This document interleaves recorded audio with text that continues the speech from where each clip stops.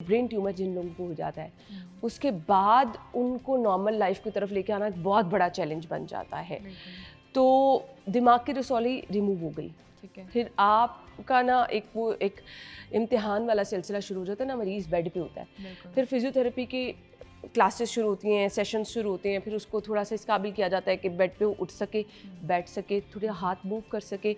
तो किस तरह से फिर स्टार्ट किया जाता है? अच्छा देखिए, अगर हमारे पास पेशेंट रिपोर्ट हुआ है कि उसकी ब्रेन ट्यूमर था, सर्जरी होगी, अल्लाह का शुक्र है ही इज़ रिकवरिंग, बाकी चीज़ें उसके सिम्टम्स सॉर्ट हो गए हैं, तो उसकी ऑक्यूपेशनल थेरेपी, उसकी स्पीच थेरेपी, उसकी फ़िज़िकल थेरेपी, बिहेवियर थेरेपी, ये सारा कुछ एक साथ शुरू कराना चाहिए। हमारे यहाँ पे इतनी गाइडेंस नहीं है। अगर आप बाहर के मुल्कों में देखेंगी ना, तो एक पेशेंट अगर आपके साथ किडनी पेन के लिए भी रिपोर्ट हो रहा है तो उसके साथ psychologist, behaviour therapist, speech therapist, physical therapist उसके इर्द गिर्द मौजूद होंगे, प्रॉपर उसके सेशंस होंगे, टाइमिंग्स अलॉट होंगे। तो ये चीज़ें उसकी स्टार्ट होनी चाहिए। क्यों? क्योंकि उसके मोटर सिग्नल्स ड्रॉप होने का खतरा हो सकता है कि कोई ऐसा ब्रेन सेल हो जो डैमेज हो गया है जिसकी वजह से उसकी बॉडी रिफ्लेक्ट ना कर सके उन एक्टिविटीज़ के साथ जो वो परफॉर्म करना चाह रहा है। अक्सर लोगों को देखा जाता है कि हाथ की उंगलियां सुन रहने लग जाती हैं, कोई पेन पीछे रह जाती है, या बॉडी में कोई एक ऐसी एबनॉर्मलिटी आ जाती है। तो ये सारी चीज़ें चारों एक साथ उसकी स्टार्ट की जाती हैं। ठीक हो गया। अब मुझे ये बता दें कि बहुत चैलेंजिंग होता है क्या मरीज़ इस काबिल हो जाता है कि उठ के बैठ, क्योंकि समटाइम तो बहुत ज़्यादा मैंने मरीज़ों की कंडीशन मिजरेबल देखी है ना कि वो उठ के बैठने के काबिल भी नहीं रहते सर्जरी के बाद। तो लोग क्या करते हैं, जी डॉक्टर ने ये एक्सरसाइज बताई है हम घर में ही, बट मैं आपको कभी भी नहीं कहूँगी इतनी बड़ी सर्जरी के बाद, इतनी मेजर सर्जरी के बाद जो काम एक फिजियोथेरेपिस्ट कर सकता है ना वो कोई नहीं कर सकता। तो किस तरह से क्या फोकस होता है कि सबसे पहले मरीज को उठा के बिठाना है, फिर उसका हाथ मूव हो जाए, कम से कम खाना खुद खा ले, वॉशरूम खुद चले जाए, ये प्रॉपर चीज़ें रिकवर हो जाती हैं प्रॉपर फिजियोथेरेपी के सेशन से? देखिए, उसकी सर्जरी हुई है तो अभी तो वो इंटेंसिव केयर में ही है, वहीं पे ही फिजियो के विजिट्स होते हैं। कुछ लोग लेट्स सपोज घर पे शिफ्ट कर दे कि पेशेंट ज़्यादा कंफर्टेबल है, ऐसे केसेस में साइकोलॉजिकली पेशेंट का कंफर्ट फील करना बहुत इंपॉर्टेंट है। अब लेट्स सपोज हमने उसे घर पे शिफ्ट कर दिया, वो एक्टिवली कोई मूवमेंट अभी नहीं कर सकता है, तो उसमें हमारी पैसिवली हेल्प आ जाती है बेसिक आइसोमेट्रिक्स पे। उस पे हम डायरेक्ट पेशेंट को उठा के नहीं बिठा सकते, हम उसको करवट दिलवाना, उसकी हाथ की मूवमेंट्स करना ताकि उसका ब्रेन ये याद रखे।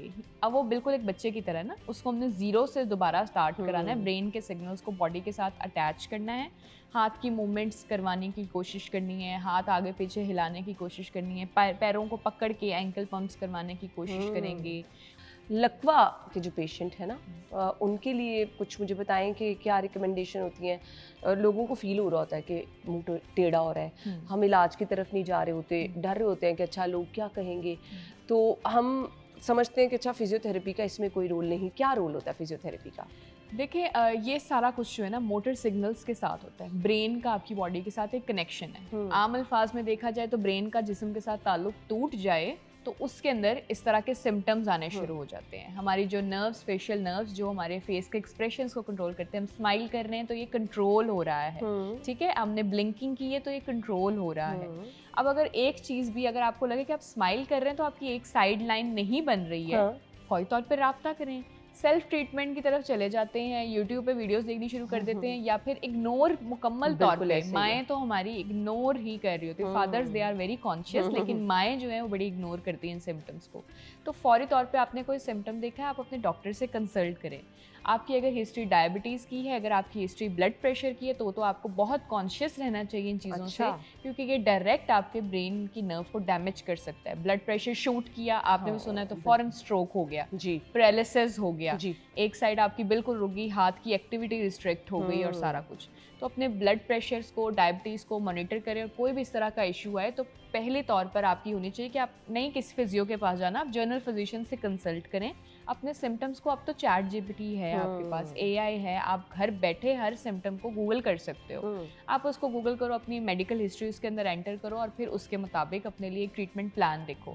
तो फिजियो में रोल इस तरह से इसका आ जाता है कि लेट्स सपोज हमने जैसे रीहैब कराना होता है, हमारे पास कोई दर्द से आ रहा है, कोई किसी इशू के तहत आ रहा है, कोई लकवे का पेशेंट आ रहा है, तो उसको हम ये नहीं कहेंगे कि भाई घर जाओ और लेट जाओ, हमने क्या होता है, जैसे फेशियल नर्व डैमेज हुई है, फेशियल एक्सप्रेशन चेंज हो रहे हैं, आंख उसकी सही से ब्लिंक नहीं कर, यानी आंखें बंद करने की कोशिश करे तो एक आंख उसकी खुली रह गई है, हाँ। इस तरह के सिम्टम भी आ रहे होते हैं। तो हमने उसकी रीहैब करनी है। उसको ये नहीं कहेंगे भाई दोनों आंखें बंद करो लेट जाओ, ये नहीं होता है फिजियो में।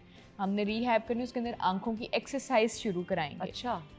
अच्छा वही बात है फिर कि बाहर के मुल्कों में ना वो पेशेंट को रेस्ट पे नहीं डालते, वो कहते हैं भागना शुरू कर दो। बिल्कुल ऐसे ही है, हिलाओ जुलाओ, हरकत में बरकत है। वो ऐसे तो नहीं बातें बनी हुई है ना, तो वो हिलाते जुलाते हैं। हमारे यहाँ पे ट्रीटमेंट है जी, पेन किलर खाओ और लेट जाओ, पेन किलर खाओ लेट जाओ। माओ को हम लिटा देते हैं, पेन किलर खाएं आप रेस्ट करें, उल्टा हम उनके साथ गलत कर रहे हैं। बिल्कुल सही कह रही हैं आप। तो यहाँ सारा फिजियो का रोल आ जाता है। इन केस अगर आपको लग रहा है कि मुंह टेढ़ा हो रहा है या आपको जॉ लाइन में कोई प्रॉब्लम महसूस हो रही है, आपको जबड़ा ऐसे लग रहा है कि ना ब्लॉक हो जाता है समटाइम ना, ऐसे मुंह खोलना भी चाहे तो आवाज आ रही होती है यहाँ से, कोई एक्सरसाइज हमें बताएंगे क्या करना है? देखिए पहले तो सही डायग्नोसिस होना बड़ा इंपॉर्टेंट है। लोग वो अंडरस्टैंड कर रहे होते हैं, किसी सिम्टम को किसी से मिला रहे होते हैं। अब जैसे पेशेंट हमारे पास लेट्स सपोज आया है, उसकी जॉ की मूवमेंट रिस्ट्रिक्ट हुई हुई है, बियॉन्ड 26 mm वो नहीं खोल पाया, और एक आम बंदा जो है 40 to 60 mm तक अपने माउथ की ओपनिंग कर सकता है। अब वो पेशेंट गया डेंटिस्ट के पास, पहली बात तो उसको ये लगेगी कि शायद मेरे कोई गम्स अफेक्ट हो रहे हैं या मेरी विजडम टूथ की पेन है व्हाटसोएवर, और डेंटिस्ट ने उसको एग्जामिनेशन करने के बाद अपने मुताबिक ट्रीटमेंट प्लान किया, विजडम टूथ निकलवा दें या फिर नाइट स्प्लिंट्स या नाइट गार्ड्स पहने कि आप जिस स्ट्रेस में ग्राइंडिंग करते हैं, ठीक है। लेकिन अब उसके बाद जब हमारे पास आएगा तो हमने उसके सारे मसल्स को एग्जामिन किया। एग्जामिनेशन के बाद पता चला उसका TMJ जो है, ये जो जॉ है वो लॉक हो रहा है, और साथ उसको क्रैकिंग साउंड्स में, जैसे मुंह खोलने को कटक कटक आवाज आती है, आवाज आती है। मसल वीकनेस हो सकती है, मसल आपका जो है वो उस तरह से स्ट्रेंथ में नहीं है। तो सबसे पहले हम क्या करते हैं, ये अगर आप हाथ भी लगाएंगे आपको कुशन और पैड सा एक फील होता है, एग्जैक्टली बिल्कुल एज पे। आपने उसको दोनों हाथों से ग्रिप कर लेना और उसको हल्के हाथ से मसाज देना है। ओके, ये बिल्कुल लाइट सा 2 इन फिंगर से करेंगे तो आपकी ग्रिप स्ट्रांग रहेगी।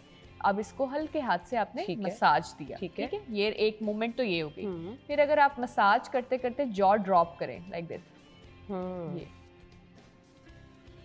आपको बकायदा फील होगा कनेक्शन आपके दोनों जॉस का, और आपको फील होगा कि एक जॉ ड्रॉप हो रहा है और दूसरा उसके साथ जाके मिल रहा है। बिल्कुल ऐसे। तो ये बड़ी अच्छी एक्सरसाइज है, ठीक है। उसके अलावा हम पेंसिल यूज करते हैं कि उसको दांतों में रख के तो उसको ग्राइंड करेंगे। वैसे ही अगर आप इसको देखें, ये नीचे वाले जॉ की ग्राइंडिंग, फिर जुबान से ऊपर की तरफ अपने उसको आपने पुश करना है और उस टाइम भी जॉ ड्रॉप करना है।